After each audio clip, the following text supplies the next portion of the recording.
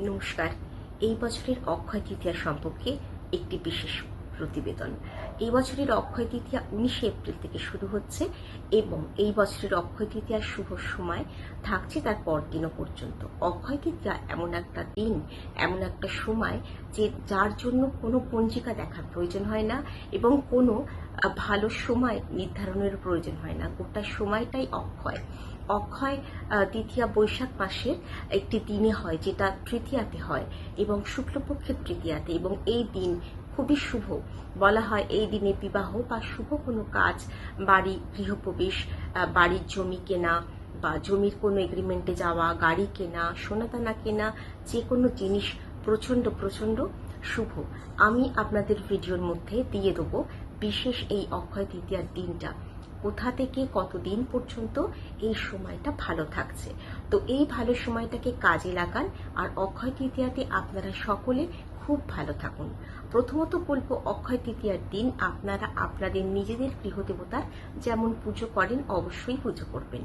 যাদের অনেক ধার দেনা হয়ে গিয়েছে এবং যাদের ব্যবসা বা কোনো প্রফেশনে আছেন কিংবা চাকরি বাকরির ক্ষেত্রে বহুদিন যাবৎ কোনো উন্নতি নেই, তারা এই অক্ষয় তৃতীয়ার শুভ সময় একটি লাল শালু কাপড়ের মধ্যে 11টা কড়ি, আতপ চাল এবং কিছু গোলাপ ফুলের পাপড়ি, তার মধ্যে গোলাপ ফুলের আতরই কিন্তু দেবেন, কোনো নর্মাল পারফিউম দেবেন না, তার মধ্যে অ্যালকোহল থাকে, দিয়ে সেটাকে একটা পুটলি করে সেইটা মা লক্ষ্মীর কাছে রাখুন এবং শ্রীম এই মন্ত্রটা 11 বার জপ করুন। তারপরে অক্ষয় তৃতীয়ার শুভ সময় পেরিয়ে গেলে, চলে গেলে, পরের দিন ওটা আপনার বাড়ির এন্ট্রান্সের ওপরে ঝুলিয়ে দিন, যাতে যখন আপনি বাড়িতে আসবেন বা বাড়ি থেকে বেরোবেন যাতে ওইটা আপনার মাথার ওপরে থাকে। আপনার যদি বিজনেসের কোনো জায়গা হয়, নিজস্ব কোনো অফিস থাকে, সেখানেও ঠিক এন্ট্রান্সের ওপরে আপনারা এটাকে ঝুলিয়ে দিতে পারেন। এবারের অক্ষয় তৃতীয়ায় 5টা শুভ যোগ একসঙ্গে পড়েছে, যেরকম মালব্য যোগ, শশযোগ, গজকেশরী যোগ, এরকম 5টা যোগ একসঙ্গে পড়েছে। সেই জন্য এবারের অক্ষয় তৃতীয়াটা যথেষ্ট বিশেষ। তাই এই অক্ষয় তৃতীয়াতে আপনারা আমার দেওয়া রেমেডিগুলো পালন করুন এবং সুখে স্বাচ্ছন্দ্যে জীবন কাটান। অক্ষয় তৃতীয়ার দিন আরেকটি বিশেষ কাজ করতে পারেন। যে সমস্ত মেয়েদের বিয়ে হচ্ছে না, তারা অনেক বেশি বিয়ের জন্য কিন্তু যোগ্য, কিন্তু ঠিকঠাক মতো পাত্র পাচ্ছেন না, তারা পাত্র খুঁজছেন বা তাদের যার সঙ্গে রিলেশনশিপ আছে তার সঙ্গে বিয়েটা ঠিক পরিপূর্ণভাবে সেই জায়গায় পৌঁছচ্ছে না। তো কি করবেন? সেই জন্য আপনারা একটা বিশেষ উপায় করবেন। যারা সদবা তারাও এই উপায়টা করতে পারেন তাদের দাম্পত্যটাকে স্মুথলি চালাবার জন্য। দাম্পত্য আমাদের তো অনেক সময় বাম্পার দিয়েও চলে, তাদের দাম্পত্য স্মুথলি চালাবার জন্য এবং আপনাদের সৌভাগ্য বজায় রাখার জন্য এই অনুষ্ঠান যেটা বলছি, এই রেমেডিটা করেই দেখতে পারেন। অবশ্যই যে সমস্ত মেয়েরা বিয়ে করতে চাইছেন, বিয়ের জন্য সব ঠিক উপযুক্ত পাত্র পাচ্ছেন না বা যার সঙ্গে রিলেশনে আছেন, বারবার বলছি, সেখানে গিয়ে কোথাও শেষ মুহূর্তে একটা বাধা, কি করবেন? মা দুর্গার ফটো যদি আপনার বাড়িতে থাকে বা নাও থাকে, একটা ফটো সেদিনকে বা তার আগে জোগাড় করে রাখুন।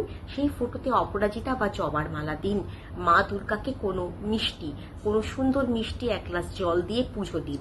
মায়ের পায়ে অপরাজিতার ফুল দিন, জবার ফুল দিন, গোলাপ ফুল, গাঁদা ফুল, যেটা আপনার হবে, কিন্তু মালাটা দেখবেন অপরাজিতার মালা কিংবা জবার মালা দিয়ে মা দুর্গার যে কোনো একটা মন্ত্র জপ করুন।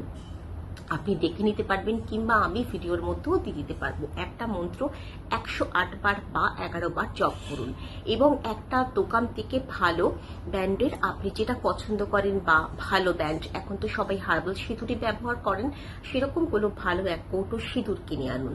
যখন আপনি জপটা করবেন, সিঁদুরের এই কৌটোটা আপনার হাতের মধ্যে রাখবেন, হাতের মুঠোর মধ্যে এইভাবে ধরে রাখবেন, ধরে রেখে এই শ্রী মন্ত্রটা জপ করবেন। জপ করার পরে মা দুর্গার মন্ত্রটাও জপ করবেন, যে মন্ত্রটা আমি দিয়ে দেবো স্ক্রিনে। এই দুটো, মানে একটা লক্ষ্মীর মন্ত্র জপ করছেন, একটা মা দুর্গার মন্ত্র জপ করছেন।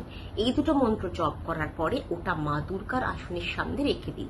অক্ষয় তৃতীয়ার এই পুজো হয়ে যাবার পরে আপনার হাতের অনামিকা আঙুল দিয়ে সেই সিঁদুরের একটা ফোঁটা নিজের কপালে দেবেন এবং যারা বিবাহিত তারা অবশ্যই সিঁথিতে আর কপালে দেবেন না, যারা অবিবাহিত তারা শুধু কপালে একটা ফোঁটা দেবেন।